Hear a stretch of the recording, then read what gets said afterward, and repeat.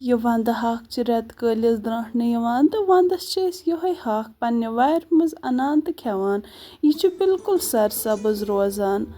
अस्सलामु अलैकुम, खुश आमदीद छो तुम सारे करान मेनिस नईस वीडियोस मज। उम्मीद छस करान तुम सारी ऐसो ठीक।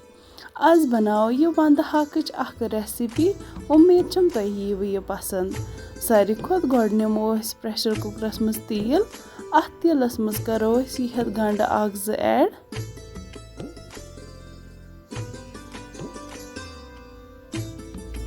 यम गंड ये गोल्डन गसन अथ मज करो यह साफ पोट छलित हाक ऐड। यह गरम आब से छुलमुत।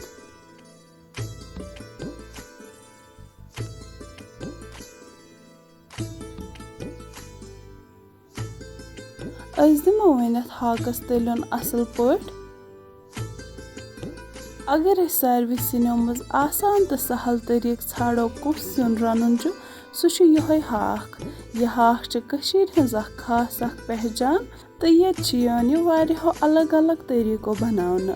आज बनाओ यह हाक अकिस तरीकस मज युस सिंपल गर च रनान।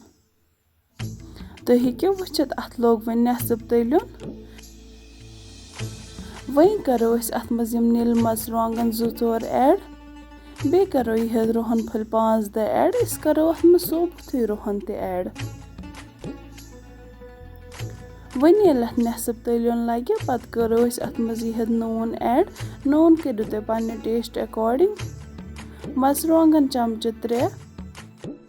बे करो यह लिद्र चमचे 1 ऐड। अस करो अथ मज ये मसाल ऐड। तुम हेकियो अमे अलाव पन्न पसंदीदा मसाला अथ मज ऐड कर, मगर अस करो अजकि लट अथ मज ये मसाल ऐड।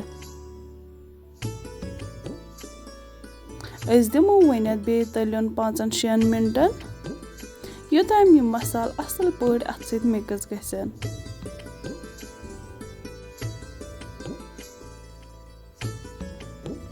5-6 मिनट गसित करो यह तथ 1 गिलास आब ऐड। आब ऐड करित करो हाक असल पट मिक्स। वन करो अथ लिड बंद। यह वंदे हाक च वारिया जल्दी तैयार गसान। अस प्राड़ो अथ खाली 1-2 सीटी दिनस ताम। 1-2 सीटी दिन पत करो अथ लिड ओपन। तुम हेकियो वुचित यह बिल्कुल तैयार। अथ कूता रुत कलर तह आमुत। मे उम्मीद तुम आसो अजिच मेन रेसिपी पसंद आमत। अगर तुम मोन वीडियो पसंद आव वीडियो कर लाइक शेयर कमेंट। बे कर मेन चैनल तह सब्सक्राइब।